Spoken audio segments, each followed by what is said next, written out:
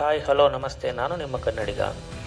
ಹಿಂದೆ ರಾಜರುಗಳು ಒಂದು ಬೇಸಿಗೆಗೊಂದು ಅರಮನೆ, ಮಳೆಗಾಲಕ್ಕೊಂದು ಅರಮನೆ, ಚಳಿಗಾಲಕ್ಕೊಂದು ಅರಮನೆಗಳನ್ನು ಕಟ್ತಾ ಇದ್ರಂತೆ. ನಿಮಗೆ ಗೊತ್ತಾ? ಹಾಗೆ ಬೆಂಗಳೂರಿನ ಹೃದಯ ಭಾಗದಲ್ಲಿ ಒಂದು ಬೇಸಿಗೆ ಅರಮನೆ ಇದೆ. ಈ ಅರಮನೆಯನ್ನು ನಾನು ಇವತ್ತು ನಿಮಗೆ ತೋರಿಸೋದಕ್ಕೆ ಹೊರಟಿದ್ದೀನಿ. ನೋಡಿ, ಬನ್ನಿ. ಇದನ್ನು ಕೇವಲ ಒಂದು ಸ್ಮಾರಕ ಅಂತ ಮಾತ್ರ ನೋಡಿ, ಯಾವುದೇ ಧರ್ಮಾಂಧತೆಯಿಂದ ಈ ವಿಡಿಯೋ ಮಾಡ್ತಾ ಇಲ್ಲ. ಬೆಂಗಳೂರಿನ ಹೃದಯ ಭಾಗದಲ್ಲಿ ಲೊಕೇಟ್ ಆಗಿರುವಂಥ ಈ ಅರಮನೆ ಬರತಕ್ಕಂಥದ್ದು KR ಮಾರುಕಟ್ಟೆಗೆ ಎದುರು ಭಾಗದಲ್ಲಿ. ನೋಡಿ, ಇಲ್ಲಿ ಮೈನ್ ರೋಡ್ ಇದೆ, ಅದ್ರ ಪಕ್ಕದಲ್ಲಿ KR ಮಾರುಕಟ್ಟೆ ಅಂತಕ್ಕಂಥದ್ದು. ನೋಡಿ, ಅದು KR ಮಾರುಕಟ್ಟೆ. ಅದರ ಎದುರಿಗೆ ಇರ್ತಕ್ಕಂಥದ್ದೇ ಈ ಟಿಪ್ಪುವಿನ ಅರಮನೆ. ನೋಡಿ, ಇದು ಟಿಪ್ಪು ಸುಲ್ತಾನನ ಅರಮನೆ, ಟಿಪ್ಪು ಸುಲ್ತಾನ್ ಪ್ಯಾಲೇಸ್ ಅಂತ ಇದನ್ನು ಕರಿತೀವಿ. ಇದನ್ನು ನಾನು ಸಹ ನೋಡೋದಕ್ಕೆ ಕ್ಯೂರಿಯಾಸಿಟಿಯಿಂದ ಹೋಗಿದ್ದೆ. ಅಲ್ಲಿನ ಟಿಕೆಟ್ ಸಿಸ್ಟಮ್ ಈ ಥರ ಸ್ಕ್ಯಾನ್ ಮಾಡಿ ನಾವು ಟಿಕೆಟನ್ನು ಪಡಿಬೇಕು ಆರ್ಕಿಯಾಲಜಿ ಡಿಪಾರ್ಟ್ಮೆಂಟ್ ಕಡೆಯಿಂದ. ಇಲ್ಲಿ ಭಾರತೀಯರಿಗೆ 20 ರೂಪಾಯಿ, ಫಾರಿನರ್ಗೆ 200 ರೂಪಾಯಿವರೆಗೂ ಚಾರ್ಜ್ ಇರುತ್ತೆ. ಅದನ್ನು ತೊಗೊಂಡು ನಾನು ಒಳಗಡೆ ಹೋದೆ. ಒಳಗಡೆ ಹೋಗ್ತಿದ್ದಂಗೆ ಇನ್ಸ್ಟ್ರಕ್ಷನ್ ಇದೆ, ಅಲ್ಲಿ ನೋಡಿ, ಇನ್ಸ್ಟ್ರಕ್ಷನನ್ನು ಓದಬೇಕು. ಆ ಇನ್ಸ್ಟ್ರಕ್ಷನಲ್ಲಿ ಯಾವುದೇ ಸ್ಮಾರಕಗಳನ್ನು ಹಾಳು ಮಾಡಿದರೆ ಅಥವಾ ಹಾನಿ ಮಾಡಿದೆ, ವಿಕೃತಿ ಮಾಡಿದರೆ 2 ವರ್ಷ ಜೈಲು, 1 ಲಕ್ಷ ದಂಡ ಅಂತ ಬರೆದಿದ್ರು.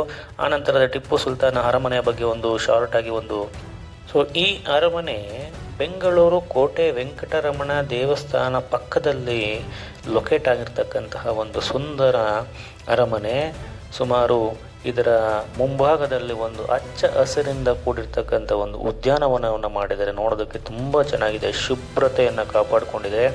ಇದು ಆರ್ಕಿಯಾಲಜಿ ಡಿಪಾರ್ಟ್ಮೆಂಟ್ ಇವಾಗ ಇದನ್ನು ಮ್ಯಾನೇಜ್ಮೆಂಟನ್ನು ನೋಡ್ತಾ ಇರ್ತಕ್ಕಂಥದ್ದು. ನೋಡಿ, ಇದು ಟಿಪ್ಪುವಿನ ಬೇಸಿಗೆ ಅರಮನೆ. ಸುಮಾರು 244 ಇತಿಹಾಸವನ್ನು ಹೊಂದಿರತಕ್ಕಂತಹ ಒಂದು ಅರಮನೆ. ಇತಿಹಾಸವನ್ನು ಮರೆತವರು ಇತಿಹಾಸವನ್ನು ಕಟ್ಟಲಾರರು, ತಿಳಿಯಲಾರರು ಎಂಬ ಮಾತನ್ನು ನಾವು ಇಲ್ಲಿ ನೆನಪು ಮಾಡ್ಕೋಬೇಕು.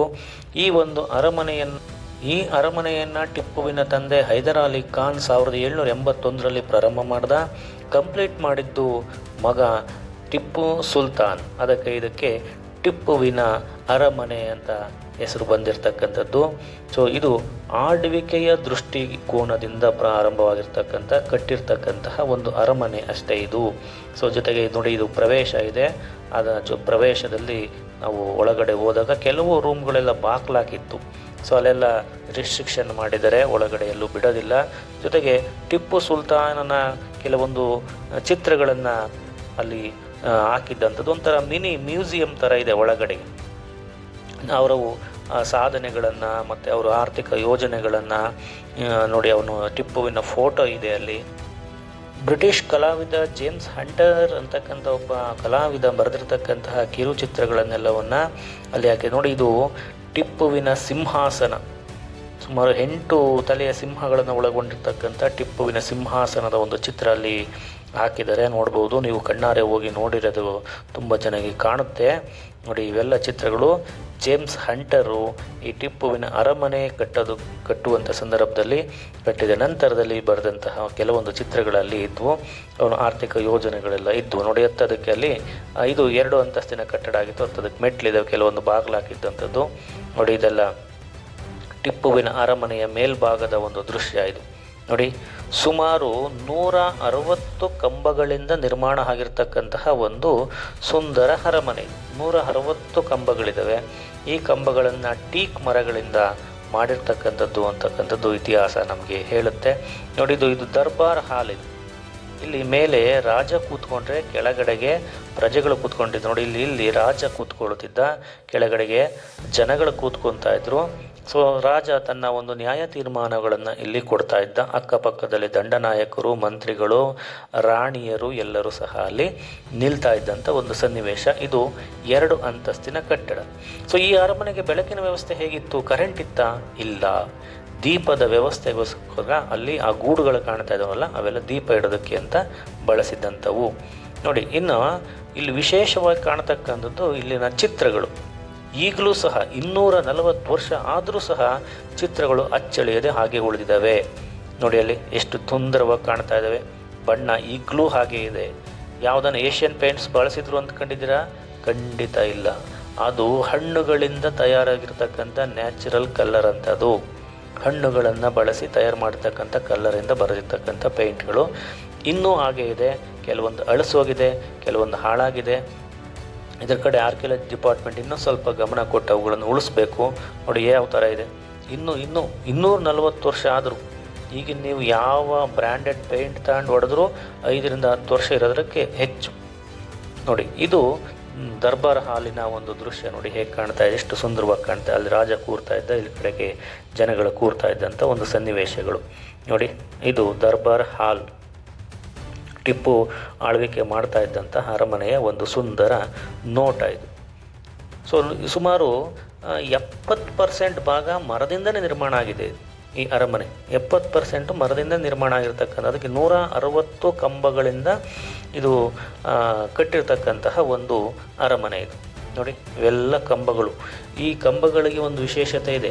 ಈ ಅರಮನೆಯನ್ನು ಕಟ್ಟುವಂಥ ಸಂದರ್ಭದಲ್ಲಿ ಈ ಕಂಬಗಳನ್ನು ಸುಮಾರು ಒಂದು ವರ್ಷ ನೀರಲ್ಲಿ ಮುಳುಗಿಸಿಟ್ಟಿದ್ರಂತೆ, ಅದು ಇನ್ನೂ ಚೆನ್ನಾಗಿ ಬಾಳಿಕೆ ಬರಲಿ ಅಂತ. ಸೊ ಈ ನಿಟ್ಟಿನಲ್ಲಿರ್ತಕ್ಕಂತಹ ಒಂದು ಅರಮನೆ ಇದು ಇಂಡೋ ಇಸ್ಲಾಮಿಕ್ ಶೈಲಿಯಿಂದ ನಿರ್ಮಾಣ ಆಗಿರ್ತಕ್ಕಂಥದ್ದು. ಹಿಂದೂ ಮತ್ತು ಮುಸ್ಲಿಂ ಶೈಲಿಯ ಸ್ಟೈಲನ್ನು ಒಳಗೊಂಡಿರ್ತಕ್ಕಂತಹ ಒಂದು ಅರಮನೆ ಈ ಟಿಪ್ಪುವಿನ ಬೇಸಿಗೆಯ ಅರಮನೆ. ನೋಡಿ ಈಗ ನೋಡ್ತಾ ಇದ್ರಲ್ಲ, ಇದು ಟಿಪ್ಪುವಿನ ಅರಮನೆಯ ಹಿಂಭಾಗದ ನೋಟ. ಇದು ಮುಂಭಾಗದಲ್ಲಿ ಹೇಗಿದೆಯೋ ಅದೇ ಥರ ಇದೆ. ಹಿಂಭಾಗದಲ್ಲಿ ಒಂದು ಕೊಳ ಇದೆ.